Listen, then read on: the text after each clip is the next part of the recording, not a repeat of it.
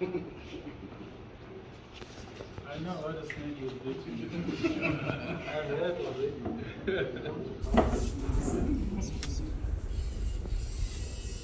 So how does it know that this? Yes, it uses a sensor, which senses there's an obstacle in front of it, and then this is its defense mechanism. So this is kind of its takeover. Okay. If you can just put it down.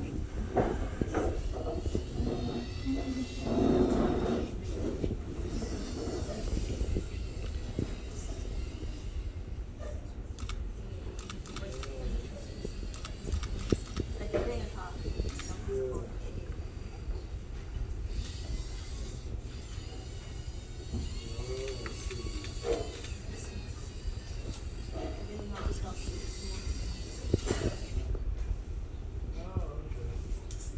So who assembled it? Assembling it was done by me and Tom. So why didn't you talk about that part? Because that part is very, it's a very long process. It takes up really, we use the Lego rhinestones and stuff, and it's assembly. It's very difficult. And it's also very fun. How long did it take you to assemble it? About 2 days. 2 days, okay. But then that was because but then if you just do it one day, you can see how much just move out. Alright. So can you convert the snake to something else? Yes, you just break it apart. You can make other instruments like this one. It's a gripper. You can also make so you can make many things. Okay. So did you do this alone or? No, I was with my husband.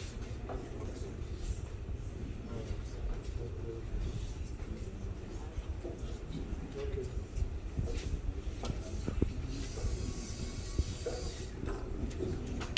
Good morning, everyone.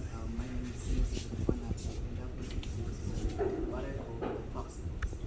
So, So what? popsicles.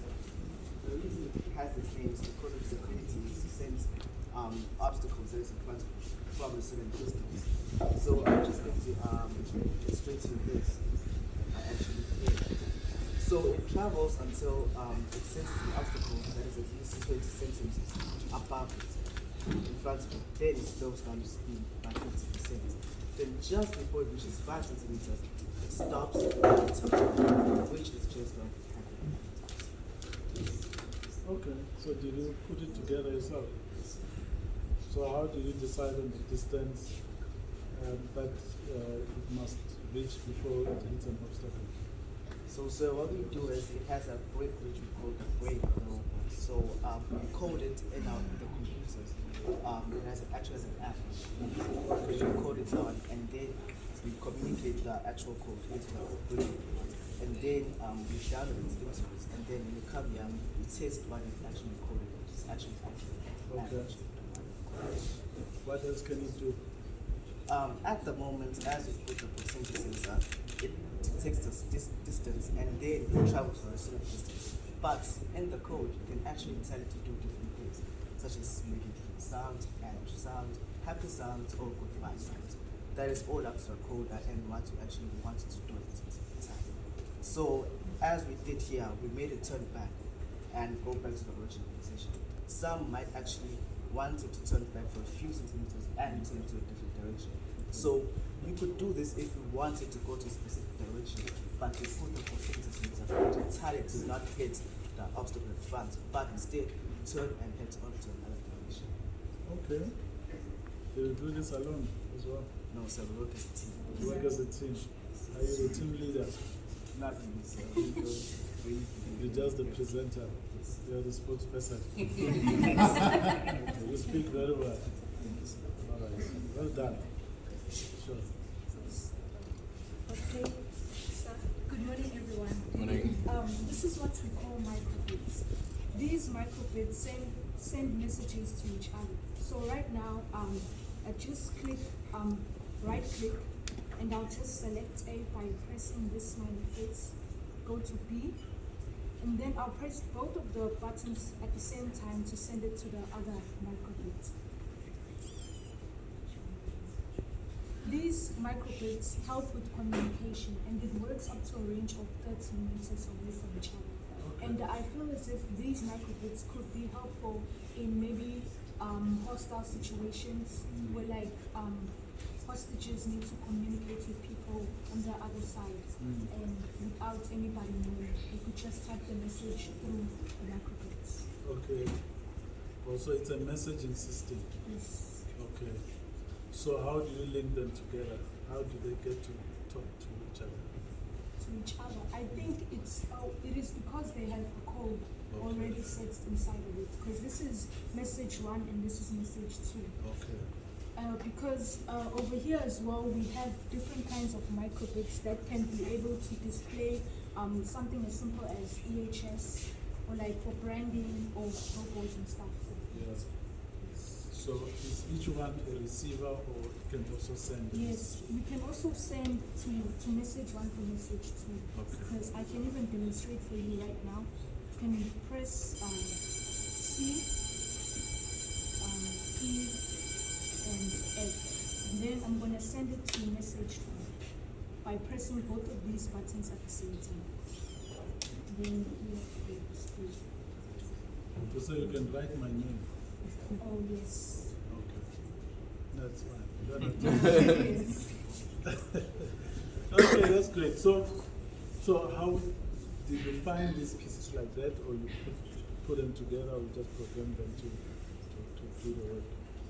Oh, it didn't come like this, but we had to do the code and then also to assemble it together and Why test didn't you it. tell me that?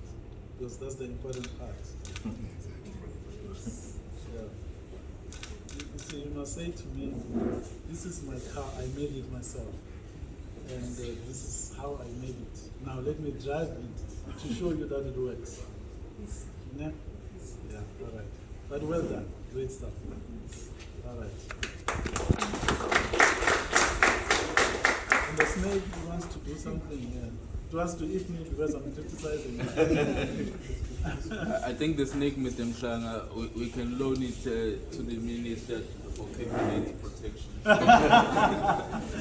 she will need it. There's lots of snakes. Okay, great stuff. No, well done, guys. So everyone here can do these things, or some groups do other things? Oh, okay. Okay. Okay, well done.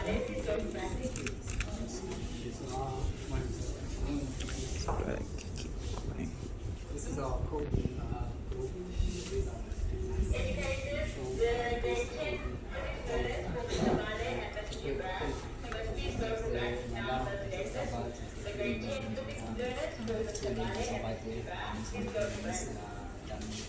Okay. Okay, that's good. Good day. We will be presenting our Python program of a simple calculator, which we have created using the resources provided by the school. Starting at the beginning of the program, on line 3, you see input math. What input math does, it brings in the arithmetic operations that we'll be using in our program. Firstly, we have to define the functions addition, subtraction, multiplication, and division. We use the variables x and y to assign the terms by defining each term with the operation they do. Example, multiplication times the two variables together. I'll now hand you over to Shona. Next, we prompt the user to choose one of the functions to perform the calculation. These options are connected to a designated function that would operate with the numbers chosen. Here, the user would enter the two numbers they would like to work with. These numbers will run with the previously selected operation. This if option says that if you choose A, it will print the answer to the two numbers that were added. This basically does everything that you want the two numbers to be done. Added, subtracted, multiplication, or divided. And this else option says that if you do not choose one of the options, let's say you choose E, it will print invalid options because there is no other selection for E. Okay.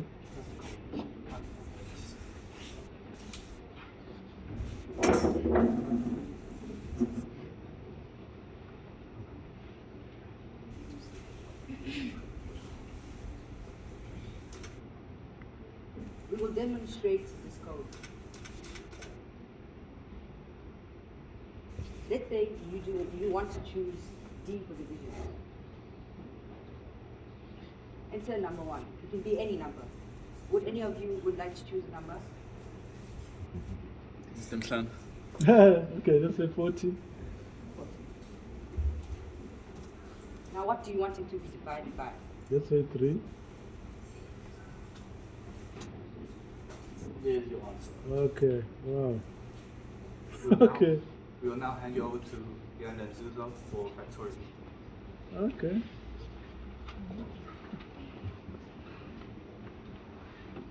Greetings everyone, my name is Leon Henderson and today I'll be explaining our code which uses the factorial of numbers. So the first line, as you can see, is a comment and it tells a potentially different product on what is happening in the program. On line 3, as you can tell, is written import math. It is basically a module that tells the computer to identify mathematical symbols as it is now utilizing arithmetic, which is nice.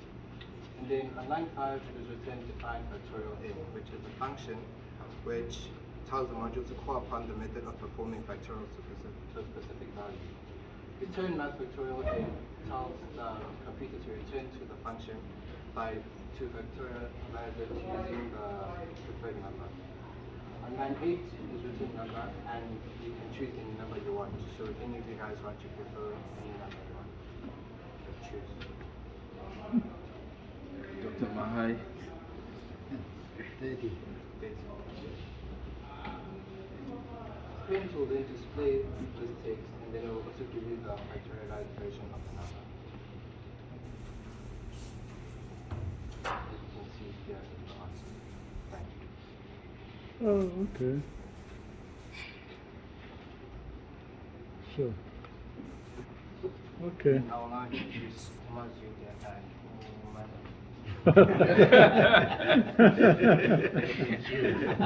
Yeah. A good day to all. Today we'll be presenting a presentation on coding, specifically on how to calculate the area of a circle using diameter. Okay. Firstly, we place the summary of algorithm in the first line, which is the comment. This line doesn't affect and is not printed out as it tells the coder what the program is about.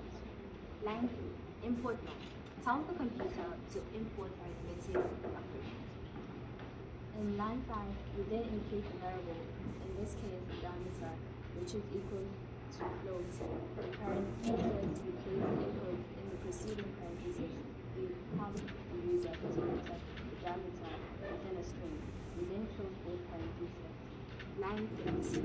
Following the placement of the given diameter above, the computer is told to divide the number by 2.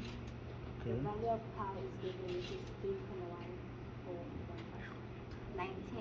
At this stage, the answer is stated, which would be the value given by pi times radius squared. Lastly, the circle. The area of circle is given, corresponding the value by pi divides width by 2 into the value of the answer. 15.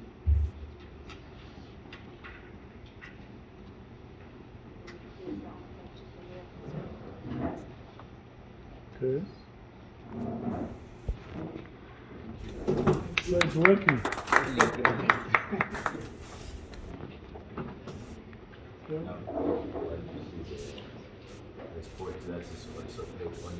Okay.